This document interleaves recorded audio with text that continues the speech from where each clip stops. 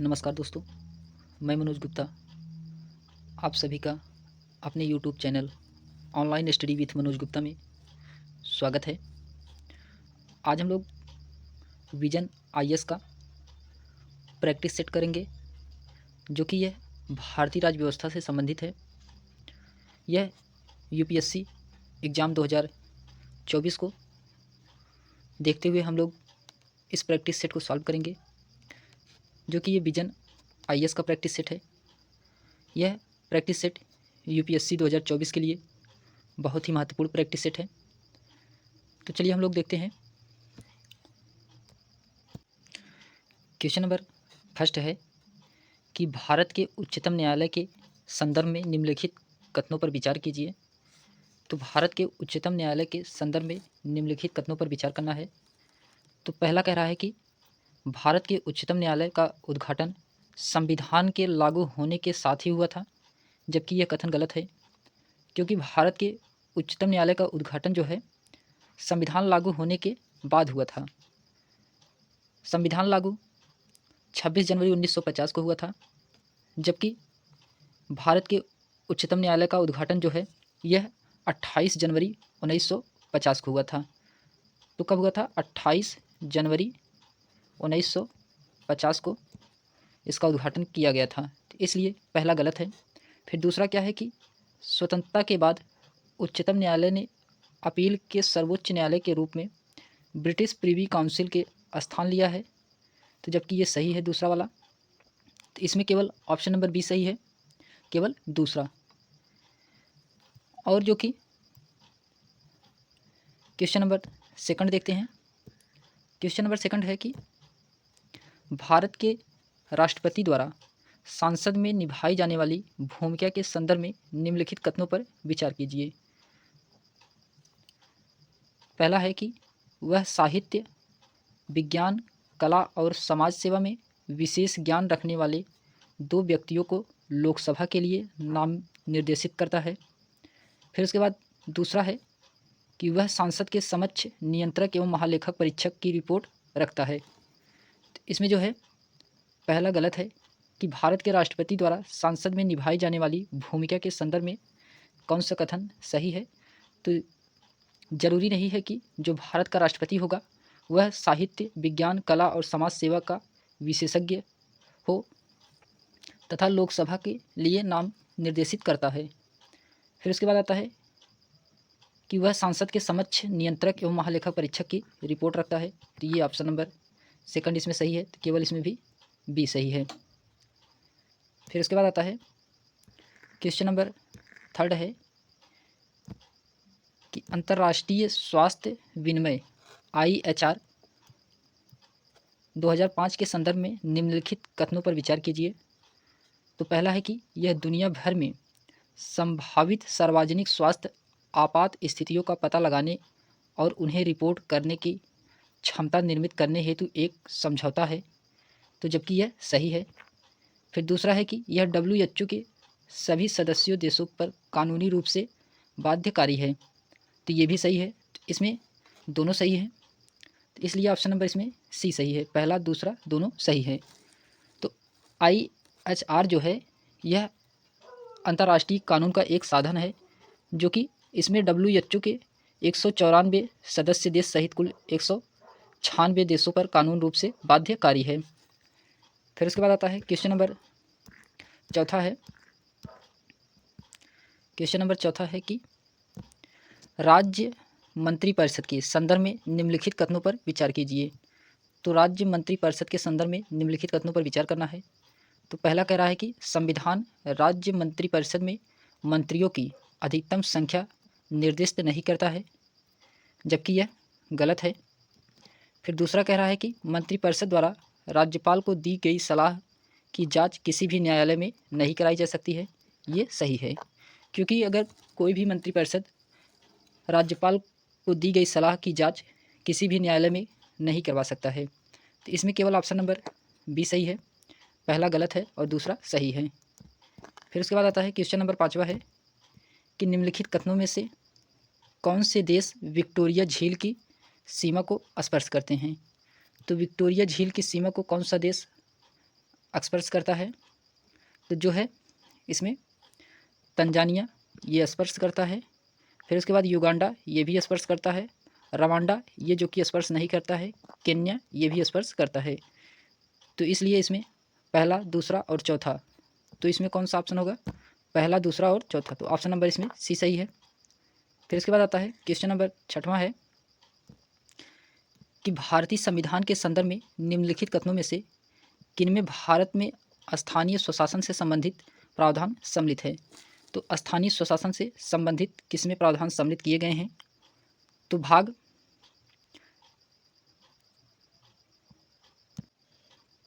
4 में जबकि हैं। फिर उसके बाद भाग 2, 3 में, भाग 3 में नहीं है। भाग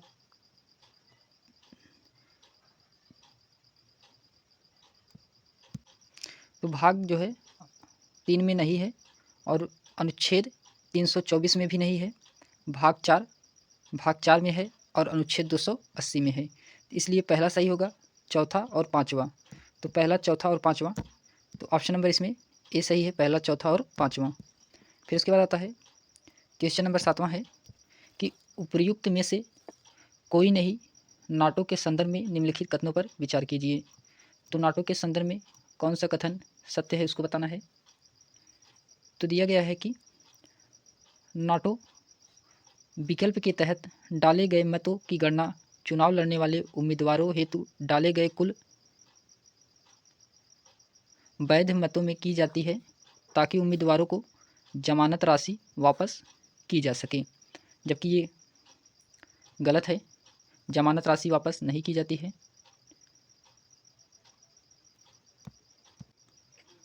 तो इसलिए यह गलत है।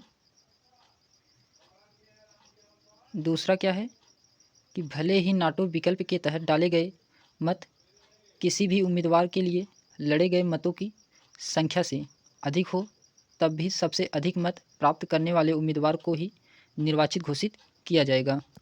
इसमें जो कि दूसरा सही है, पहला गलत है। तो इसलिए इसमें ऑप्शन नंबर बी सही है।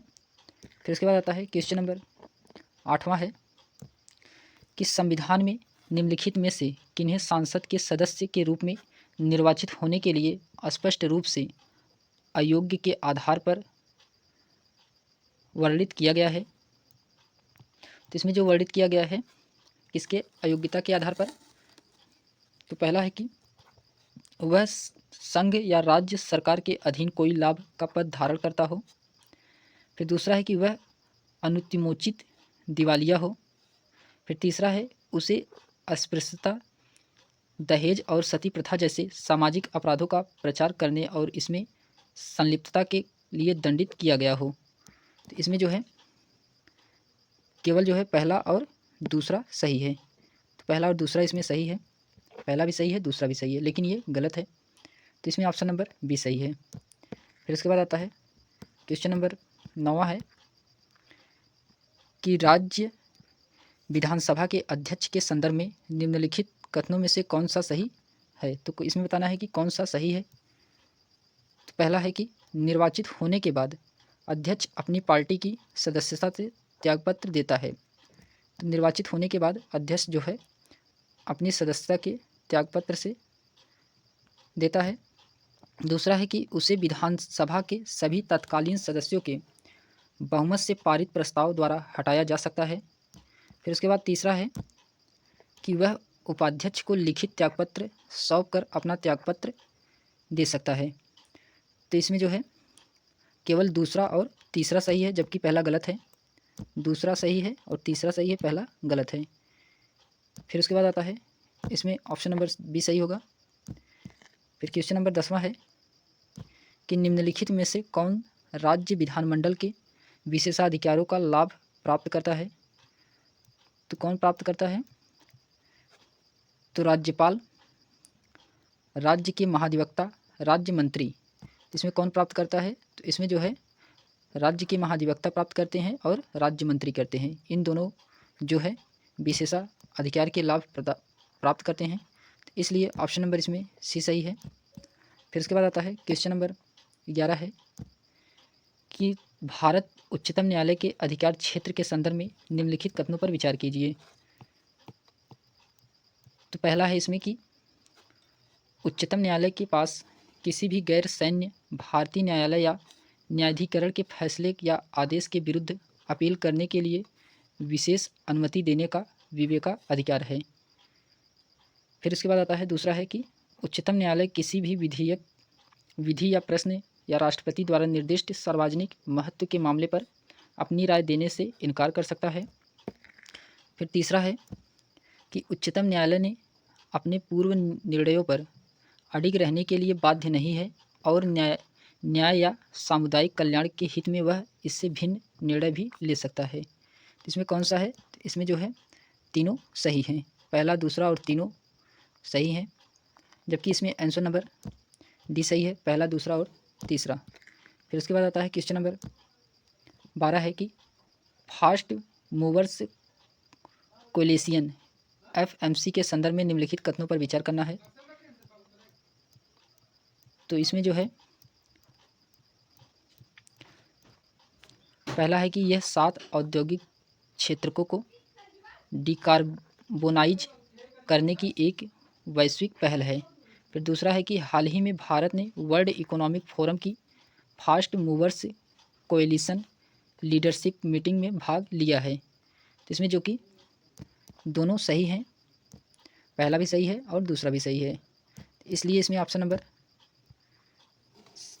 सी सही होगा, पहला दूसरा दोनों सही हैं। फिर उसके बाद आता है क्वेश्चन नंबर 13 है कि निम्नलिखित कथनों पर विचार कीजिए। तो इसमें दिया गया है कि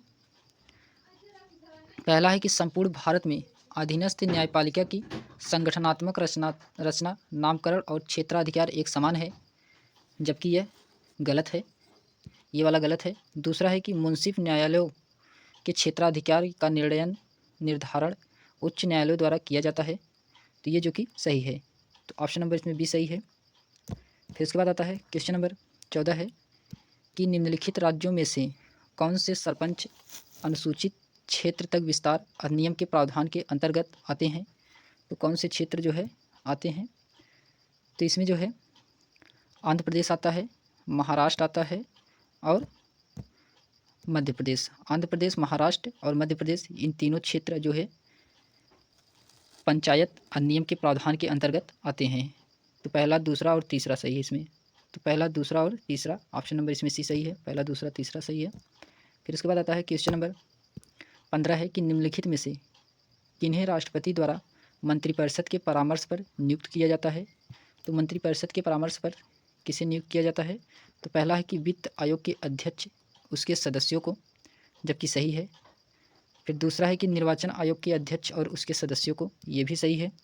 फिर तीसरा है कि भारत के महान न्यायवादी अटॉर्नी जनरल और महाधिवक्ता सॉलिसिटर जनरल को, ये गलत है, पहला इसमें और दूसरा जो कि सही है, तो ऑप्शन नंबर इसमें ए सही है। फिर उसके बाद आता है क्वेश्चन नंबर 16 है कि विपक्ष के नेता के संदर्भ में निम्नलिखित कथनों पर विचार कीजिए। तो विपक्ष के नेता के संदर्भ में बताना है। तो पहला है कि विपक्ष का नेता एक संवैधानिक पद है। दूसरा है कि सदन की कुल संख्या के 10वें हिस्से या उससे अधिक सदस्य संख्या वाले सबसे बड़े विपक्षी दल के नेता उस सदन में विपक्ष के नेता के रूप में मान्यता दी जाती है, ये सही है। फिर उसके बाद आता है LOP के वेतन और भत्ते अन्य सुविधाएं कैबिनेट मंत्री के बराबर होती हैं। तो इसमें जो है दूसरा भी सही है और तीसरा भी सही है, जबकि जो कि पहला गलत है। तो पहला गलत है, दूसरा सही है, तीसरा सही है, इसलिए इसमें ऑप्शन नंबर ए सही है। फिर उसके बाद आता है क्वेश्चन नंबर 17 है कि उच्चतम न्यायालय में वरिष्ठ अधिवक्ता के संदर्भ में निम्नलिखित कथनों पर विचार करना है। तो पहला है कि इन्हें भारत के उच्चतम न्यायालय या किसी उच्च न्यायालय द्वारा वरिष्ठ अधिवक्ता के रूप में मान्यता दी जाती है। फिर दूसरा है ये एडवोकेट ऑन रिकॉर्ड के बिना उच्चतम न्यायालय में प्रस्तुत नहीं हो सकते हैं। फिर तीसरा है केवल वरिष्ठ अधिवक्ता ही उच्चतम न्यायालय के समक्ष कोई मामला या दस्तावेज दायर करने के हकदार होते हैं। इसमें जो है पहला और दूसरा सही है, जबकि ये तीसरा वाला गलत है, तो ऑप्शन नंबर इसमें ए सही है। फिर उसके बाद आता है क्वेश्चन नंबर 18 है कि राज्य की संरचना के संदर्भ में निम्नलिखित कथनों पर विचार करना है। तो राज्य की संरचना के आधार पर आपको बताना है। तो पहला है कि राज्य सभा में सभी राज्यों को समान प्रतिनिधित्व प्रदान करता है, ये सही है। दूसरा है कि संविधान की चौथी अनुसूची राज्यसभा में राज्यों और संघ क्षेत्र में सीटों का आवंटन संबंधित है। तो इसमें बताना है कौन सा सही नहीं है। तो इसमें बताना है कौन सा सही नहीं है। इसमें जो सही नहीं है ऑप्शन नंबर पहला यही सही नहीं है, जबकि ये सही है कि राज्यसभा में सभी राज्यों के समान प्रतिनिधित्व प्रदान करता है। तो ये गलत है, जबकि दूसरा वाला सही है। तो इसलिए इसमें ऑप्शन नंबर ए सही है, क्योंकि आपको इसमें बताना है कि कौन सा गलत है, तो कौन सा सही नहीं है यही बताना है। तो ऑप्शन नंबर इसमें ये सही नहीं है, तो केवल ए। फिर उसके बाद आता है क्वेश्चन नंबर 19 है कि निम्नलिखित कथनों में से कौन से व्यक्ति किसी राज्य की विधान परिषद के सदस्यों के निर्वाचन में भाग ले सकते हैं। निर्वाचन में कौन भाग ले सकता है। तो जो निर्वाचन में भाग ले सकते हैं वे हैं राज्य की नगर पालिका के सदस्य, जबकि ये सही है, विधान परिषद के सदस्यों में भाग ले सकते हैं। फिर दूसरा है राज्य में रह रहे 3 वर्ष तक स्नातक, ये भी सही है। फिर राज्य में 3 वर्षों से अध्यापन कर रहे शिक्षक जो कि उच्च माध्यमिक विद्यालय में कम के ना हो, ये भी सही है। फिर इसके बाद राज्य विधानसभा के सदस्य, तो ये भी सही है। तो इसमें चारों सही है, तो इसलिए ऑप्शन नंबर इसमें सी सही है, पहला दूसरा तीसरा और चौथा, इसमें जो कि चारों सही हैं। फिर इसके बाद आता है क्वेश्चन नंबर 20 है कि महानगर योजना समिति के संदर्भ में निम्नलिखित कथनों पर विचार कीजिए। तो महानगर योजना के संदर्भ में आपको बताना है। तो पहला है कि राज्य विधायिका महानगर योजना समिति की संरचना के लिए प्रावधान कर सकती है।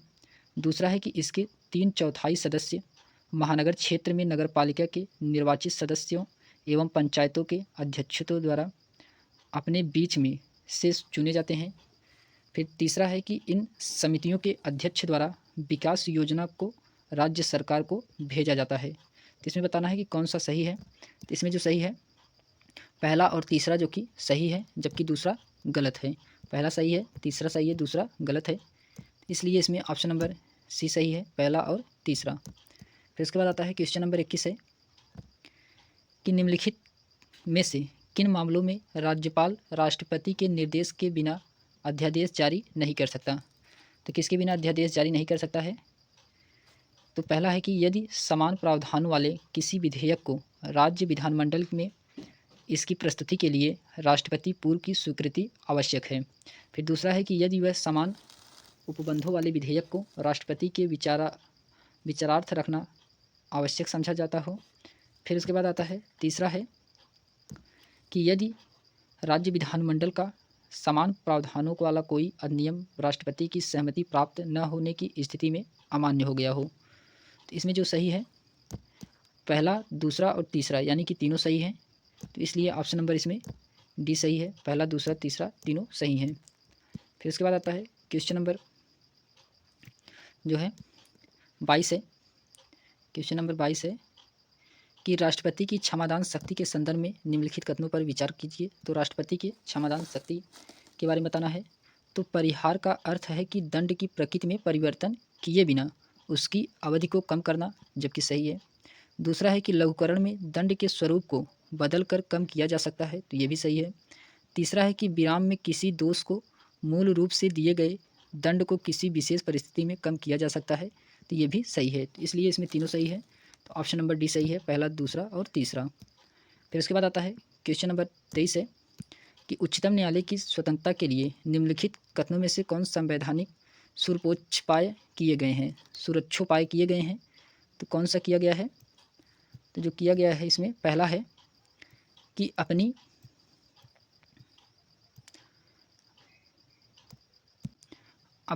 अवमानना के लिए दंड देने का अधिकार, ये सही है। अपने कर्मचारियों को नियुक्ति करने की स्वतंत्रता, ये भी सही है। सेवानिवृत्ति के बाद वकालत पर रोक, ये भी सही है। सांसद द्वारा इसके क्षेत्राधिकार को कम नहीं किया जा सकता, तो ये भी सही है। तो इसमें चारों सही है। तो इसमें ऑप्शन नंबर डी, जबकि ये चारों सही है, पहला दूसरा और तीसरा चौथा। फिर उसके बाद आता है क्वेश्चन नंबर चौथा है कि निम्नलिखित कथनों पर विचार कीजिए। पहला है कि राज्यपाल संबंधित उच्च न्यायालय के न्यायाधीशों की नियुक्ति राष्ट्रपति के परामर्श के बाद करता है। फिर दूसरा है, जबकि ये गलत है, दूसरा है कि किसी राज्य में जिला न्यायाधीशों की नियुक्ति पद स्थापना और पदोन्नत राज्य के राज्यपाल द्वारा उच्चतम न्यायालय के परामर्श से की जाती है। तो ये सही है, तो इसमें केवल सेकंड सही है जबकि पहला गलत है। फिर उसके बाद आता है क्वेश्चन नंबर 25 है कि मुख्यमंत्री की नियुक्ति के संदर्भ में निम्नलिखित कथनों पर विचार कीजिए। तो मुख्यमंत्री के बारे में आपको बताना है।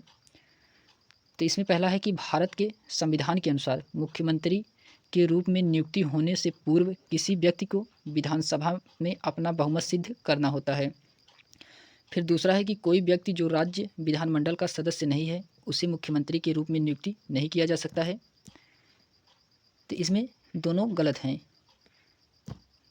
पहला भी गलत है और दूसरा भी गलत है। तो इसलिए इसमें ऑप्शन नंबर डी सही है, ना तो पहला सही है और ना तो दूसरा। फिर उसके बाद आता है क्वेश्चन नंबर 26 है कि परामर्शदात्री समितियों के संदर्भ में निम्नलिखित कथनों पर विचार कीजिए। तो परामर्शदात्री के बारे में बताना है।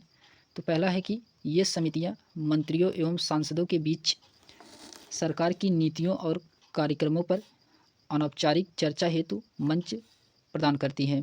फिर दूसरा है कि इन समितियों का गठन संसदीय कार्य मंत्रालय द्वारा किया जाता है, जबकि इसमें दोनों सही हैं, पहला भी सही है और दूसरा भी सही है। इसलिए पहला सही है, दूसरा सही है, इसलिए इसमें ऑप्शन नंबर सी दोनों सही है। फिर उसके बाद आता है क्वेश्चन नंबर 26 है क्वेश्चन नंबर 27 है कि 73वें संविधान संशोधन के तहत निम्नलिखित में से कौन से अनिवार्य उपबंध है। तो 73वें संविधान संशोधन के माध्यम से कौन सा अनिवार्य उपबंध है। तो त्रिस्तरीय प्रणाली, जबकि ये सही है। ग्राम सभा का गठन, ये भी सही है। महिलाओं के लिए सीटों का आरक्षण, ये भी सही है। पंचायतों का वित्तीय अधिकार देना, ये गलत है। स्थानीय निकायों में सांसदों का प्रतिनिधित्व, ये भी गलत है। तो इसमें पहला, दूसरा और तीसरा जबकि सही हैं।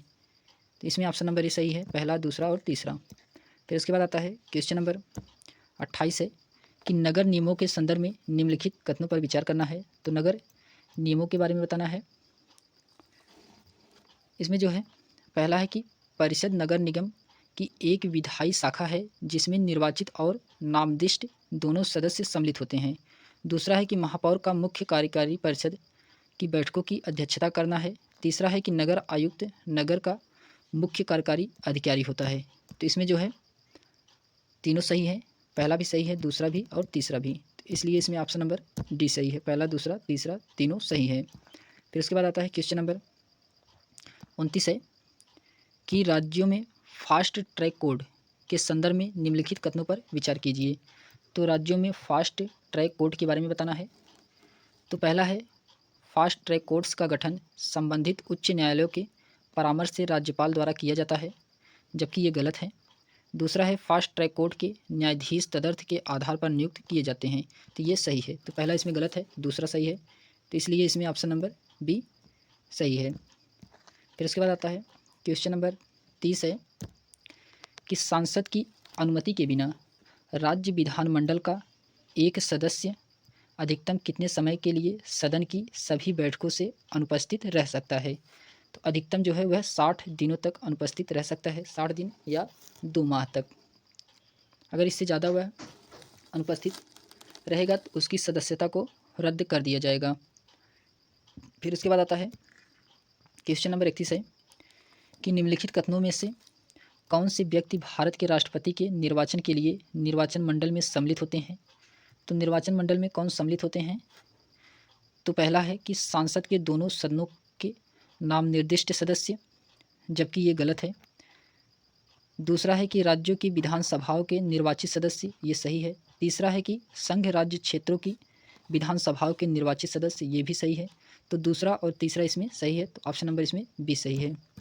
फिर उसके बाद आता है क्वेश्चन नंबर 32 है कि निम्नलिखित में से किन विशेष परिस्थितियों में सांसद राज्य सूची में सम्मिलित विषयों पर कानून बना सकती है। तो किस पर कानून बना सकती है। तो राज्य सूची पर। तो इसमें पहला है कि राज्यसभा के एक संकल्प द्वारा समर्थित राष्ट्र हित में। फिर दूसरा है कि 2 या 2 से अधिक राज्यों के सांसदों से अनुरोध करने की स्थिति में। तीसरा है कि अंतर्राष्ट्रीय संधियों और समझौते को लागू करने में। फिर चौथा है कि राज्य विधानसभा चुनाव के कारण आदर्श आचार संहिता लागू होने की स्थिति में। इसमें जो है पहला, तीसरा और दूसरा ये दोनों तीनों सही हैं, जबकि चौथा इसमें गलत है। पहला सही है, दूसरा सही है और तीसरा भी सही है। तो इसलिए इसमें ऑप्शन नंबर डी सही है, पहला, दूसरा और तीसरा। फिर उसके बाद आता है क्वेश्चन नंबर 33 है कि राज्यपाल की आदेश जारी करने की शक्ति के संदर्भ में निम्नलिखित कथनों पर विचार करना है। तो राज्यपाल की अध्यादेश जारी करने की शक्ति के बारे में बताना है। तो पहला है कि यह राज्य विधानमंडल की विधायी शक्ति के साथ सह अस्तित्व है। दूसरा है यह विवेकाधीन शक्ति नहीं है, जबकि ये सही है और पहला भी सही है। तीसरा है कि राज्य विधायिका के पुनः समावेशित होने के 6 माह उपरांत अध्यादेश समाप्त हो जाता है, तो ये गलत है। तो इसमें केवल पहला और दूसरा सही है, ऑप्शन नंबर इसमें ए सही है। फिर उसके बाद आता है क्वेश्चन नंबर 34 है कि निम्नलिखित कथनों में से किस समिति की सिफारिश पर अनुच्छेद 263 के तहत एक अस्थायी अंतर्राज्यीय परिषद की स्थापना की गई थी। तो किसके तहत किया गया था? तो ये सरकारिया आयोग 1983 के द्वारा किया गया था, ऑप्शन नंबर इसमें सी सही है। फिर उसके बाद आता है क्वेश्चन नंबर 35 है कि चौधरी रहमत अली के संदर्भ में निम्नलिखित कथनों पर विचार करना है। तो चौधरी रहमत अली के संदर्भ में बताना है तो उसे पाकिस्तान शब्द के प्रतिपादन का श्रेय जाता है, जबकि ये सही है। 1940 में मुस्लिम लीग के लाहौर अधिवेशन में इसने पाकिस्तान निर्माण के विचार का समर्थन किया था, तो ये गलत है। तो इसमें केवल पहला सही है, तो इसलिए इसमें पहला सही है। फिर उसके बाद आता है क्वेश्चन नंबर 36 है कि ग्राम सभा के संदर्भ में निम्नलिखित कथनों पर विचार कीजिए। तो ग्राम सभा के संदर्भ में आपको बताना है। तो पहला है कि यह पंचायत के क्षेत्र सभी पात्र मतदाताओं से मिलकर बनी एक ग्राम स्तरीय सभा होती है, तो जबकि यह गलत है। फिर इसके बाद आता है कि यह ग्राम स्तर पर उन शक्तियों का प्रयोग कर ऐसे कार्य निष्पादित कर सकती है जो राज्य विधानमंडल द्वारा निर्धारित किए गए हों, तो ये जबकि सही है। तो इसमें केवल दूसरा सही है, तो इसलिए इसमें ऑप्शन नंबर सेकंड सही है। जबकि 73वें संविधान संशोधन द्वारा पंचायत राज्य संस्थानों का संवैधानिक दर्जा दिया गया था इसमें। फिर उसके बाद आता है क्वेश्चन नंबर 37 है कि निम्नलिखित कथनों पर विचार करना है। क्वेश्चन नंबर 37 में पहला है कि ट्रांसक्रिप्टोम एक कोशिका में विद्यमान सभी आरएनए अणुओं का एक संपूर्ण समुच्चय होता है जो डीएनए से आनुवंशिकी जानकारी प्राप्त करता है। दूसरा है आरएनए एक न्यूक्लिक एसिड है जो सभी जीवित कोशिकाओं में मौजूद होता है। इसमें जो है दोनों सही है, पहला भी सही है और दूसरा भी सही है, तो इसमें ऑप्शन नंबर सी पहला दूसरा दोनों सही है। फिर उसके बाद आता है क्वेश्चन नंबर 38 है कि पैगाह मकबरे के संदर्भ में निम्नलिखित कथनों पर विचार कीजिए। तो पहला है पैगाह मकबरा आसफ जाह और राजपूतानी शैली की वास्तुकला का एक सुंदर मिश्रण प्रस्तुत करता है, जबकि ये सही है। फिर दूसरा है कि पैगाह हैदराबाद रियासत में सर्वोच्च श्रेणी के कुलीन थे, तो ये भी सही है। तीसरा है कि यह लाल संगमरमर से निर्मित है जो उत्कृष्ट रूप से डिजाइन किए गए इंटीरियर के कारण अंगुत्तों को आकर्षित करता है, तो ये गलत है। तो इसमें पहला और दूसरा सही है, तो ऑप्शन नंबर इसमें ये सही है, पहला और दूसरा सही है। फिर उसके बाद आता है क्वेश्चन नंबर 39 है कि निम्नलिखित में से किस देश ने हाल ही में अपने क्षेत्र में वनों को बहाल करने के लिए शाहबलूत यानी कि चेस्टन के वृक्ष को आनुवंशिकी रूप से संशोधित किया है, तो ये जो कि संयुक्त राज्य अमेरिका के द्वारा किया गया है, तो इसमें ऑप्शन नंबर ए सही है। फिर उसके बाद क्वेश्चन नंबर 40 है कि उच्च न्यायालयों के रीट क्षेत्र अधिकार के संदर्भ में निम्नलिखित कथनों पर विचार करना है।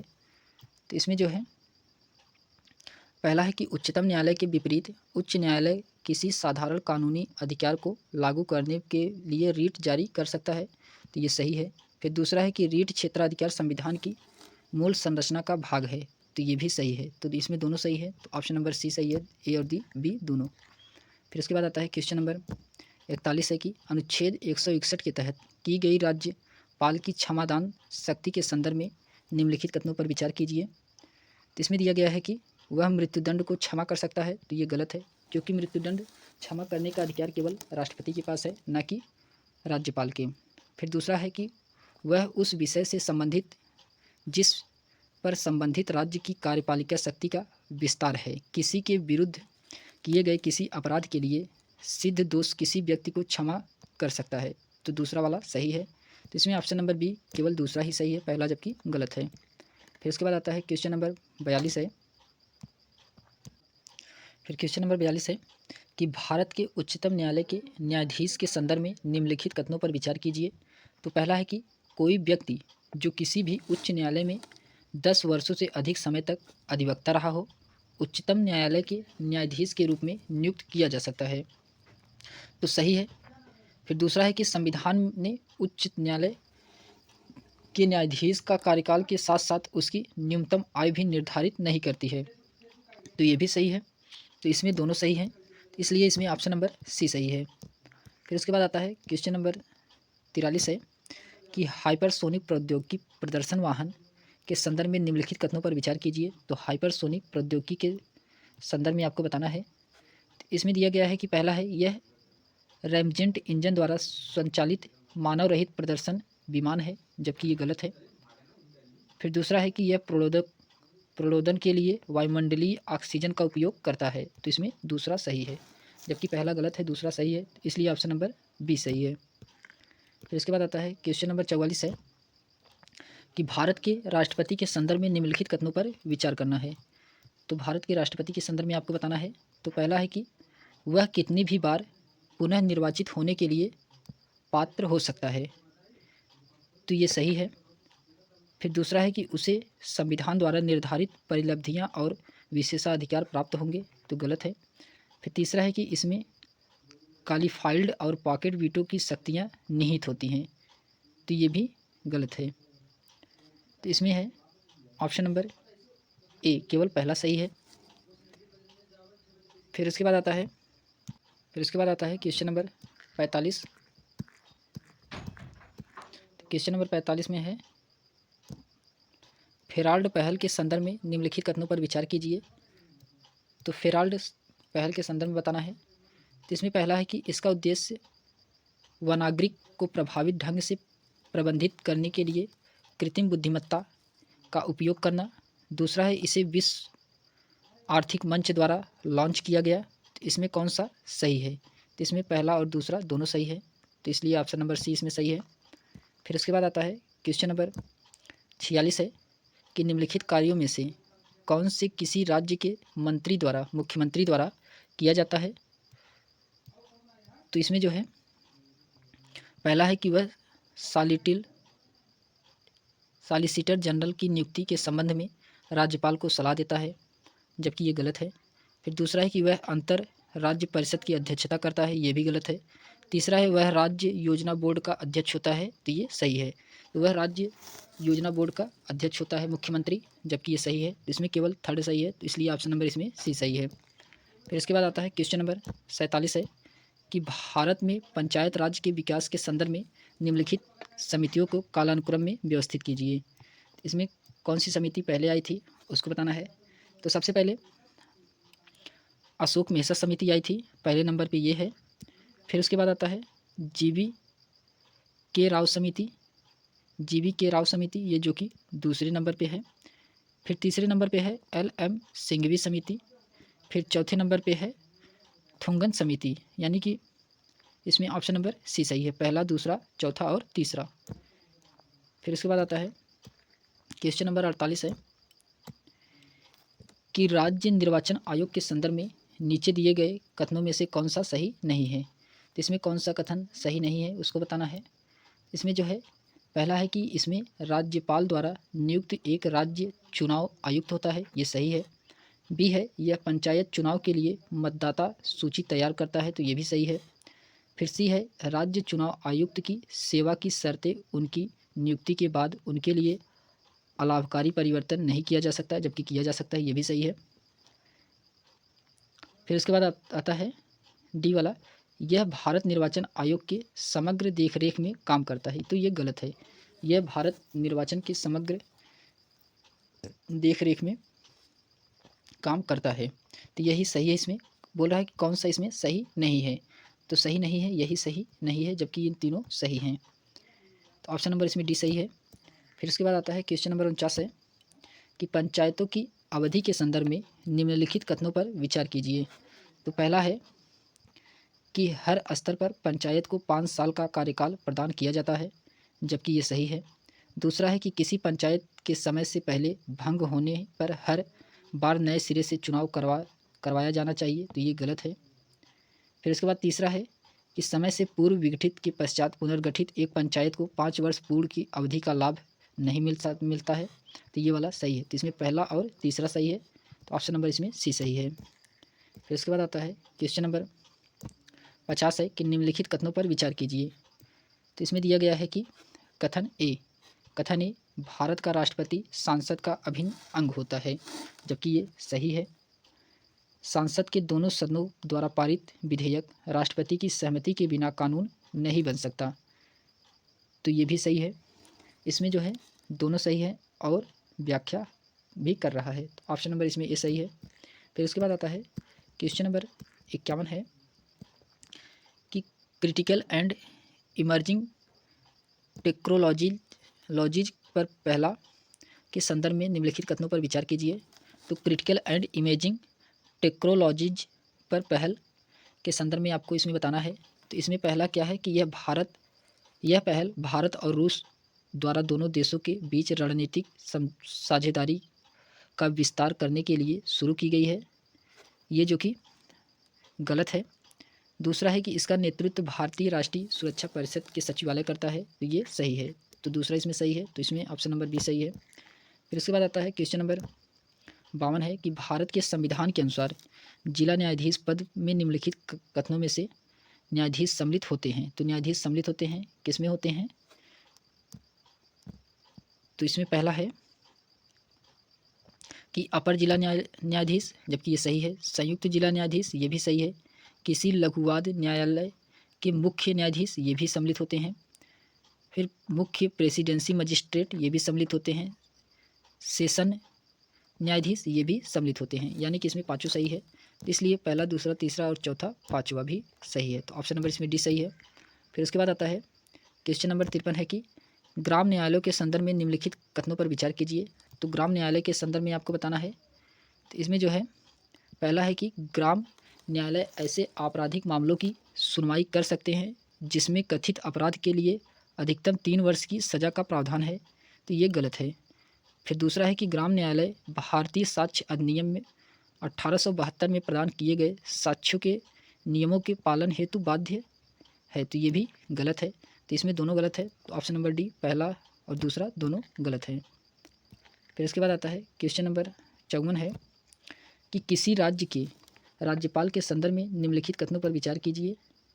तो पहला है कि वह ऐसी उपलब्धियों, भत्तों और विशेषाधिकारों के लिए अधिकृत जैसे राष्ट्रपति द्वारा निर्धारित किया जाए।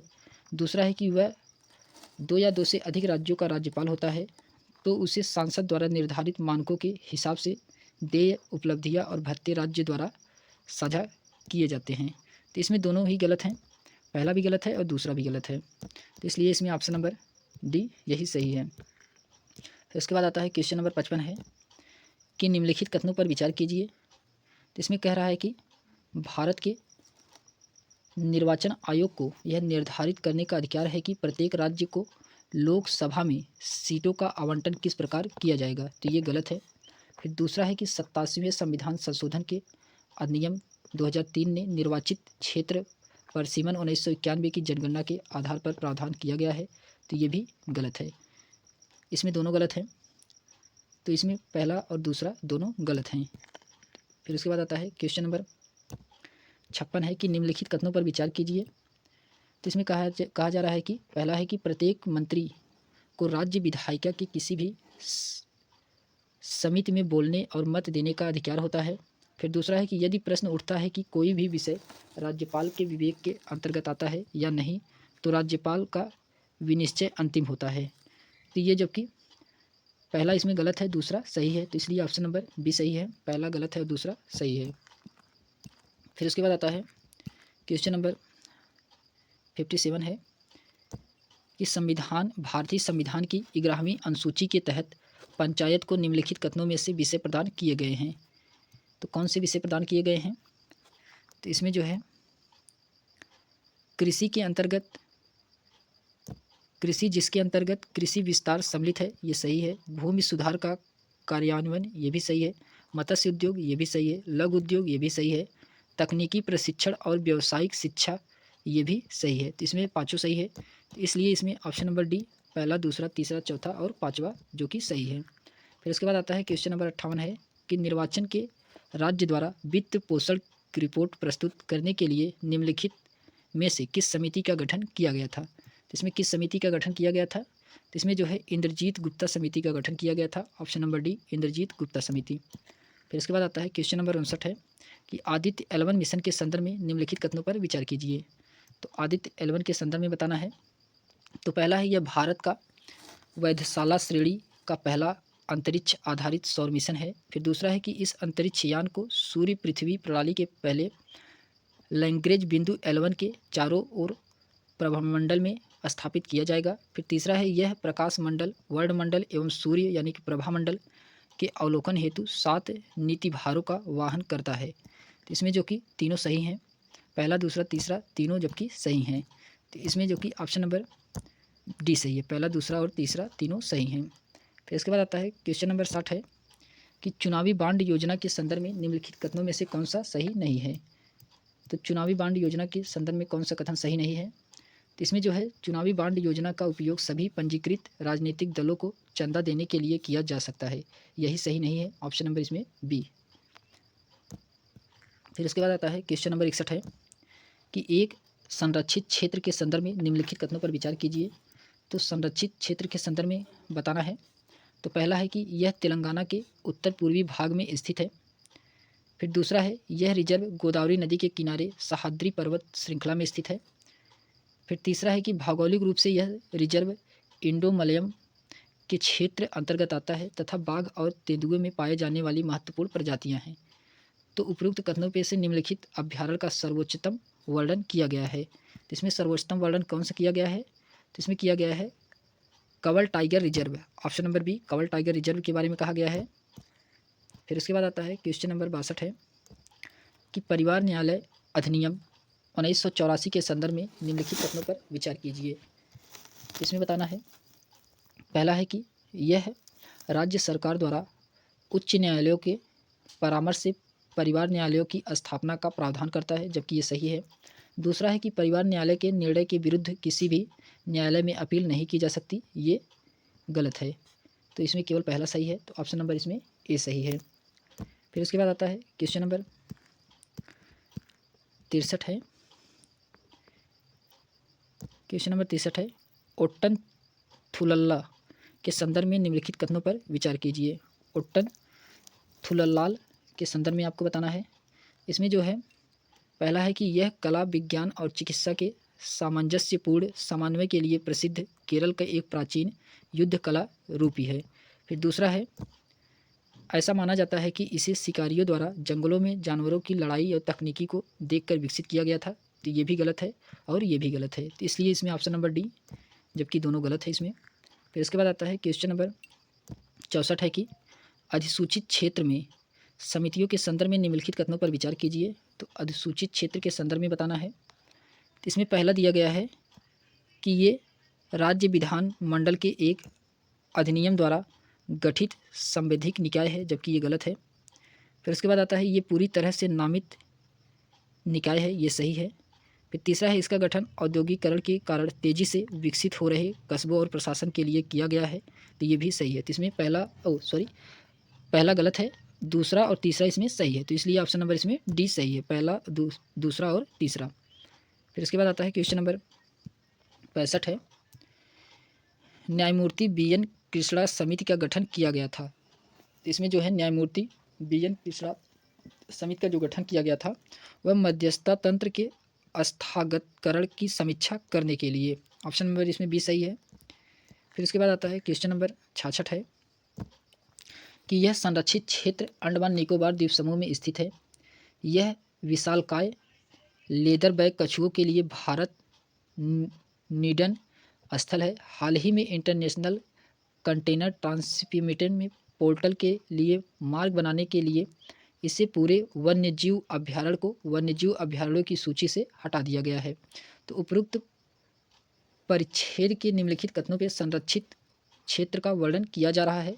तो इसमें किसका वर्णन किया जा रहा है? तो इसमें बैरन द्वीप वन्यजीव अभ्यारण्य का, ऑप्शन नंबर बी, बैरन द्वीप वन्यजीव अभ्यारण्य का इसमें परिलक्षित किया जा रहा है। फिर इसके बाद आता है क्वेश्चन नंबर 67 है कि मंत्रिपरिषद को पद एवं गोपनीयता की शपथ कौन दिलाता है? तो राष्ट्रपति के द्वारा दिलाया जाता है। तो ऑप्शन नंबर इसमें ए सही है। फिर उसके बाद आता है क्वेश्चन नंबर 68 है कि निम्नलिखित में से किन्हें आनुपातिक प्रतिनिधित्व प्रणाली द्वारा एकल संक्रमणीय मत माध्यम से निर्वाचित किया जाता है? तो इसमें जो है लोकसभा के सदस्य, ये सही है। राज्यसभा के सदस्य, ये भी सही है। राज्य विधान परिषद के सदस्य, ये गलत है। भारत के उपराष्ट्रपति, ये भी गलत है। तो पहला दूसरा इसमें जो कि सही है, तो ऑप्शन नंबर इसमें ए सही है। फिर इसके बाद आता है क्वेश्चन नंबर 69 है कि सांसद के सदस्य के रूप में निर्वाचित किए जाने के लिए किसी व्यक्ति की अहर्ताओं के संदर्भ में निम्नलिखित कथनों पर विचार कीजिए। तो अहर्ता के बारे में बताना है। अहर्ता के बारे में बताना है। तो इसमें पहला है कि किसी विशेष राज्यसभा का चुनाव लड़ने वाले उम्मीदवारों को उस विशेष राज्य का मतदाता होना चाहिए, जबकि ये गलत है। दूसरा है कि अनुसूचित जाति या अनुसूचित जनजाति का कोई व्यक्ति उस सीट से भी चुनाव लड़ सकता है जो उसके लिए आरक्षित नहीं है। तो ये सही है। तो इसमें ऑप्शन नंबर दूसरा केवल सही है, जबकि पहला गलत है। तो ऑप्शन नंबर इसमें बी सही है। फिर इसके बाद आता है क्वेश्चन नंबर 70 है कि निम्नलिखित में से कौन से उच्चतम न्यायालय के मूल क्षेत्राधिकार का भाग नहीं है? तो मूल क्षेत्राधिकार का भाग किसमें नहीं है? तो पहला है कि अंतर जातीय जल विवाद, जो कि ये नहीं आता है। फिर दूसरा है 2 या 2 से अधिक राज्यों के बीच कोई विवाद, ये भी नहीं, ये आता है, ये भाग है। फिर तीसरा है कि किसी भी पूर्व संविधान संधि से उत्पन्न विवाद, ये भी नहीं आता है। फिर तीसरा है कि केंद्र के खिलाफ राज्य द्वारा नुकसान की भरपाई, तो ये भी नहीं आता है। तो इसमें पहला, तीसरा और चौथा, ऑप्शन नंबर सी, पहला, तीसरा और चौथा सही है। फिर इसके बाद आता है भरोस के संदर्भ में निम्नलिखित कथनों पर विचार कीजिए। तो भरोस के संदर्भ में बताना है आपको। इसमें कह रहा है कि पहला है यह IIT मद्रास द्वारा विकसित एक स्वदेशी मोबाइल ऑपरेटिंग सिस्टम है, जबकि ये सही है। भरोस एंड्रॉयड ओपन सोर्सेज प्रोजेक्ट पर आधारित और है, इसमें गूगल की सभी सेवाएं सम्मिलित हैं। तो ये गलत है। तो इसमें केवल पहला सही है, ऑप्शन नंबर इसमें फर्स्ट सही है। फिर इसके बाद आता है क्वेश्चन नंबर 72 है।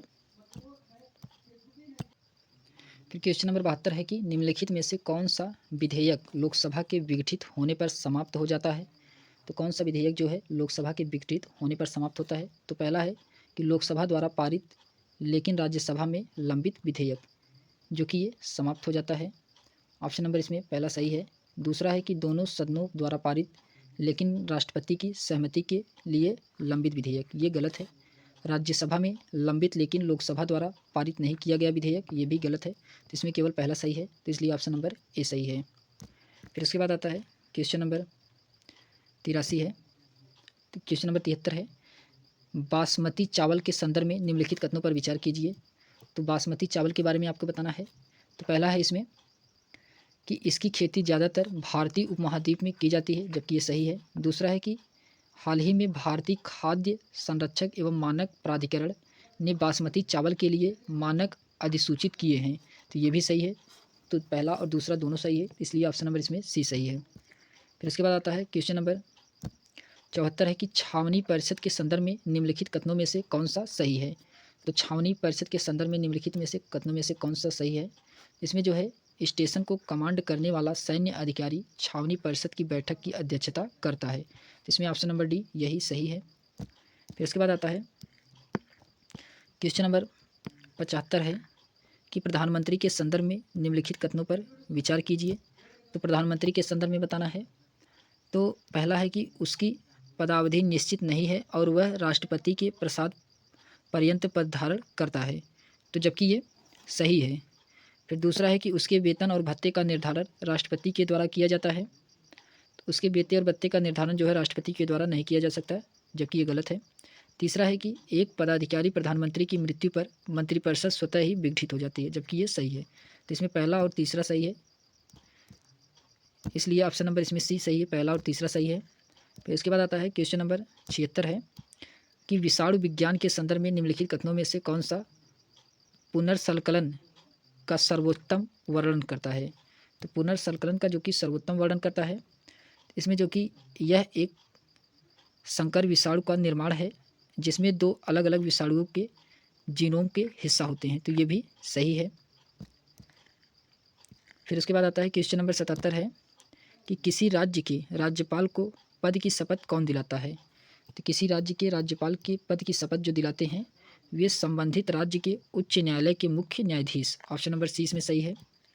फिर उसके बाद आता है क्वेश्चन नंबर 78 है कि उम्मीदवारों और राजनीतिक दलों के मार्गदर्शन के लिए आदर्श आचार संहिता कब लागू होती है। तो आदर्श आचार संहिता कब लागू होती है, तो चुनाव कार्यक्रम की घोषणा के तुरंत बाद, ऑप्शन नंबर ए सही है इसमें।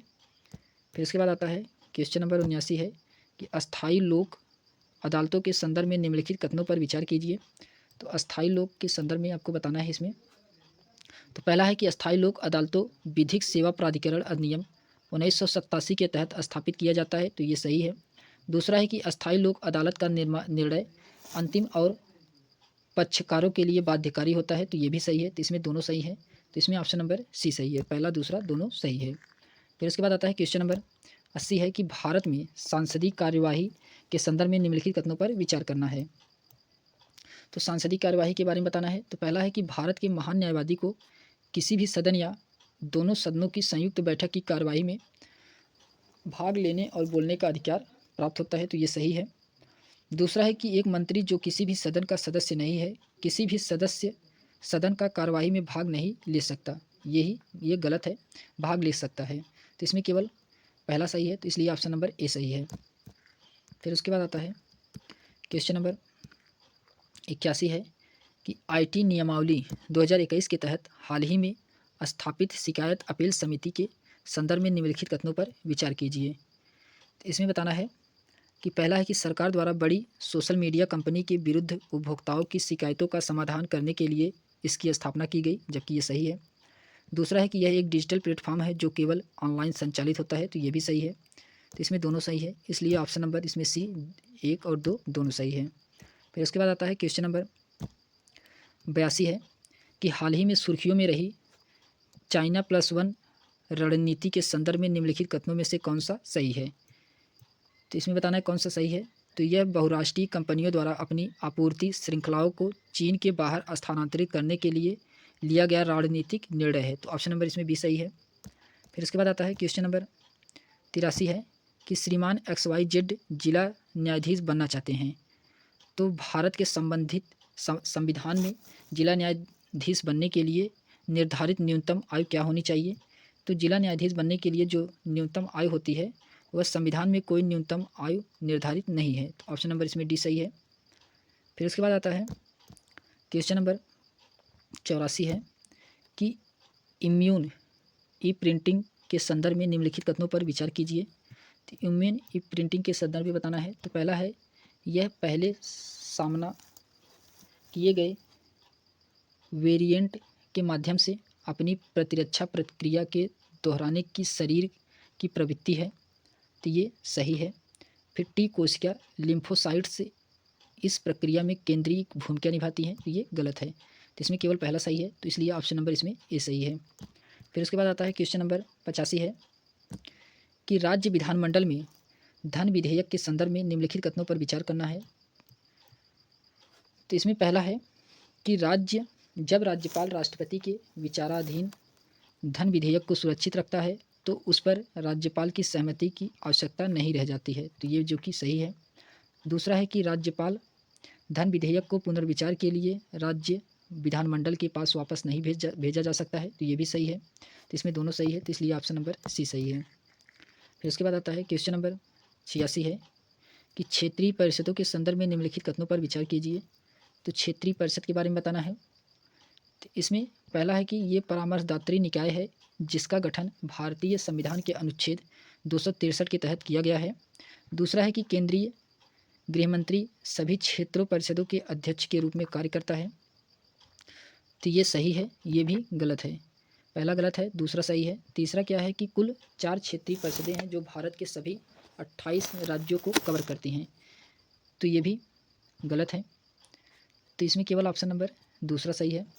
यह यूपीएससी 2024 के लिए बहुत ही महत्वपूर्ण प्रैक्टिस सेट है। फिर उसके बाद आता है क्वेश्चन नंबर 87 है कि निम्नलिखित कथनों पर विचार कीजिए। आपको इसमें बताना है कि पहला है कि सशस्त्र बलों के संबंध में सेवा मतदाताओं को प्रॉक्सी वीटो की सुविधा प्रदान करती है, जो कि ये सही है। दूसरा है कि निर्वाचन आयोग द्वारा डाक मात्रपत्र सुविधा अधिसूचित कुछ वर्गों के लोगों को प्रदान की जाती है, तो ये भी सही है। तो इसमें दोनों सही है, तो इसलिए ऑप्शन नंबर सी सही है। ए और बी दोनों सही है। फिर इसके बाद आता है क्वेश्चन नंबर 88 है कि उपराष्ट्रपति के संदर्भ में निम्नलिखित कथनों पर विचार कीजिए। तो उपराष्ट्रपति के संदर्भ में बताना है आपको। पहला है कि उससे के चुनाव के लिए निर्वाचक मंडल में राज्य विधानसभाओं के सदस्य सम्मिलित नहीं होते हैं, ये सही है। फिर दूसरा है कि उसके निष्कासन के लिए औपचारिक महाभियोग की आवश्यकता नहीं होती है, तो ये भी सही है। तो इसमें दोनों सही है, तो इसलिए ऑप्शन नंबर सी सही है। फिर उसके बाद क्वेश्चन नंबर 89 है कि सांसद के दोनों सदनों के संदर्भ में निम्नलिखित कथनों पर विचार कीजिए। तो सांसद के दोनों सदनों के संदर्भ में बताना है। तो पहला है कि संविधान ने राज्यसभा के सदस्यों की पदावधि निर्धारित की है, तो ये जो कि गलत है। फिर दूसरा है कि केंद्र सरकार के परामर्श से केवल लोकसभा का अध्यक्ष ही लोकसभा को विघटित कर सकता है, तो ये भी गलत है। तो इसमें दोनों गलत है, इसलिए ऑप्शन नंबर डी इसमें सही है। ए और बी दोनों गलत हैं। फिर इसके बाद आता है क्वेश्चन नंबर 90 है, वरीयता तालिका के अनुसार निम्नलिखित पदाधिकारियों को उच्च से निम्न पद में व्यक्त कीजिए। इसको उच्च से निम्न पद में बताना है। तो इसमें सबसे पहले प्रधानमंत्री आएंगे, फिर उसके बाद राज्यों के राज्यपाल अपने अपने राज्यों में आएंगे। पहले नंबर पर प्रधानमंत्री, दूसरे नंबर पर राज्यों के राज्यपाल, फिर उसके बाद आएंगे तीसरे नंबर पर पूर्व राष्ट्रपति आएंगे और चौथे नंबर पे संघ के कैबिनेट मंत्री आएंगे। तो पहला, तीसरा, दूसरा और चौथा, इसलिए ऑप्शन नंबर इसमें सी सही है। पहला, तीसरा, दूसरा और चौथा। फिर उसके बाद आता है क्वेश्चन नंबर 91 है कि मंत्रिपरिषद के संदर्भ में निम्नलिखित कथनों पर विचार करना है। तो मंत्रिपरिषद के संदर्भ में आपको बताना है। पहला है कि वह लोकसभा और राज्यसभा के प्रति सामूहिक रूप से उत्तरदायी होता है, जबकि ये गलत है मंत्रिपरिषद के संदर्भ में। फिर इसमें आता है दूसरा है, संविधान के अनुसार मंत्रिपरिषद पर कोई विधिक उत्तरदायित्व तो नहीं होती है, ये सही है। फिर तीसरा है कि प्रत्येक मंत्री का यह कर्तव्य है कि वो मंत्रिमंडल के निर्णयों को मानने और संसद के भीतर और बाहर दोनों जगह उनका समर्थन करें, तो ये भी सही है। तो इसमें दूसरा और तीसरा सही है, तो ऑप्शन नंबर बी सही है, जबकि पहला इसमें गलत है। फिर उसके बाद आता है क्वेश्चन नंबर 82 है, क्वेश्चन नंबर 92 है कि लोकसभा के उपाध्यक्ष के संदर्भ में निम्नलिखित कथनों पर विचार करना है। तो लोकसभा के उपाध्यक्ष के बारे में बताना है। पहला है कि जब भी लोग उसे किसी संसदीय समिति के सदस्य के रूप में नियुक्त किया जाता है तो वह स्वतः ही इसका सभापति बन जाता है, तो लोकसभा के उपाध्यक्ष, जबकि ये सही है। फिर उसके बाद उसके निर्वाचन की तिथि राष्ट्रपति द्वारा निश्चित की जाती है, तो ये गलत है। फिर उसके बाद आता है वह लोकसभा के अध्यक्ष अधीनस्थ होता है, ये भी गलत है। तो इसमें केवल पहला सही है, तो ऑप्शन नंबर इसमें बी सही है, केवल पहला। फिर इसके बाद आता है क्वेश्चन नंबर 93 है कि सांसद के दोनों सदनों में इस प्रकार की अलग अलग समितियां होती हैं। यह समितियां सदन के कार्य और समय सारणी को विनियमित करती है। यह सदन के समक्ष सरकार द्वारा लाए गए विधायी तथा अन्य कार्यों के संचालन के लिए समय निर्धारित करती हैं। लोकसभा समिति में 15 सदस्य होते हैं तथा लोकसभा अध्यक्ष इस समिति के अध्यक्ष होते हैं। फिर उसके बाद आता है कि राज्यसभा समिति में इसके पदेन अध्यक्ष के रूप में सभापति सहित कुल 11 सदस्य होते हैं। तो उपरोक्त परिच्छेद में निम्नलिखित कथनों में से सांसदीय समिति का वर्णन किया गया है। इसमें सांसदीय समिति का वर्णन किया गया है, इसमें जो कि कार्य सलाहकार समिति, ऑप्शन नंबर ए कार्य सलाहकार समिति का इसमें वर्णन किया गया है। फिर क्वेश्चन नंबर 94 है कि मंत्रिपरिषद के संदर्भ में निम्नलिखित कथनों पर विचार करना है। तो मंत्रिपरिषद के बारे में बताना है। तो पहला है कि एक व्यक्ति जो संसद के किसी भी सदन का सदस्य नहीं है उसे मंत्री के रूप में नियुक्त नहीं किया जा सकता। फिर दूसरा है कि राष्ट्रपति केवल उन्हीं व्यक्तियों को मंत्री नियुक्त कर सकता है जिनकी अनुशंसा प्रधानमंत्री करता है। तो इसमें जो है केवल दूसरा सही है जबकि पहला वाला गलत है, तो इसलिए इसमें ऑप्शन नंबर बी सही है। फिर इसके बाद आता है क्वेश्चन नंबर 95 है कि निम्नलिखित कथनों पर विचार कीजिए। पहला है कि प्रत्येक वस्तु जो 70 केल्विन यानी कि -203 अंश सेल्सियस से अधिक के ताप पर एक अति संचालक के रूप में कार्य करती है उसे आमतौर पर उच्च तापीय अतिचालक HTS माना जाता है। दूसरा है कि ठोस पारा अपने थ्रेशहोल्ड तापमान अर्थात -270 अंश सेल्सियस के नीचे एक अतिचालक के रूप में व्यवहार करता है। तो जो ये व्यवहार करता है यह जो कि दोनों सही हैं, इसमें पहला भी सही है और दूसरा भी सही है, इसलिए इसमें ऑप्शन नंबर सी सही है, दोनों सही है। फिर उसके बाद आता है क्वेश्चन नंबर 96 है कि भारत के संविधान के अनुसार राज्यपाल की नियुक्ति के संदर्भ में निम्नलिखित कथनों में से कौन सा सही है। तो इसमें बताना है कि कौन सा सही है। तो पहला दिया गया है कि वह उस राज्य का निवासी नहीं होना चाहिए जहाँ से उसे नियुक्त किया गया है। फिर दूसरा है कि राष्ट्रपति को संबंधित राज्य के मुख्यमंत्री से परामर्श करना आवश्यक है लेकिन उसकी सलाह राष्ट्रपति के लिए बाध्यकारी नहीं है। फिर तीसरा है कि वह 35 वर्ष की आयु पूर्ण कर चुका हो। इसमें जो कि केवल तीसरा ही सही है, तो ऑप्शन नंबर केवल थर्ड सही है जबकि पहला और दूसरा गलत है। फिर उसके बाद आता है क्वेश्चन नंबर 97 है कि भारतीय राजनीति के संदर्भ में निम्नलिखित कथनों पर विचार कीजिए। तो इसमें पहला दिया है कि राष्ट्रपति केंद्र सरकार का मुख्य प्रवक्ता होता है, तो जो ये सही है। फिर उसके बाद दूसरा है कि राष्ट्रपति सदन के पटल पर सरकार की नीतियों की घोषणा करता है, तो ये भी सही है। तीसरा है कि प्रधानमंत्री संसद के दोनों सदनों में से किसी भी सदन का सदस्य हो सकता है, जबकि ये गलत है। तो इसमें केवल पहला और दूसरा सही है, ऑप्शन नंबर ए इसमें सही है, केवल पहला और दूसरा। फिर उसके बाद आता है क्वेश्चन नंबर 98 है कि सांसद का निम्नलिखित में से कौन सा अधिनियम लोकसभा निर्वाचित के उद्देश्य के लिए मतदान सूची तैयार करने संशोधित करने के लिए उपबंध प्रदान करता है। तो जो ये उपबंध प्रदान किया जाता है तो यह लोकसभा के प्रति अधिनियम 1950, ऑप्शन नंबर ए इसमें सही है। फिर उसके बाद आता है क्वेश्चन नंबर 99 है कि आपराधिक मामलों में पारस्परिक कानूनी सहायता संधि के संदर्भ में निम्नलिखित कथनों पर विचार कीजिए। तो इसमें बताना है कि पहला है कि ये देश के बीच द्विपक्षीय संधियां हैं जो साक्ष्य के आदान प्रदान की अनुमति देती है। दूसरा है कि विदेश मंत्रालय आपराधिक कानून मामलों में पारस्परिक कानूनी सहायता प्रदान करने के लिए नोडल मंत्रालय है।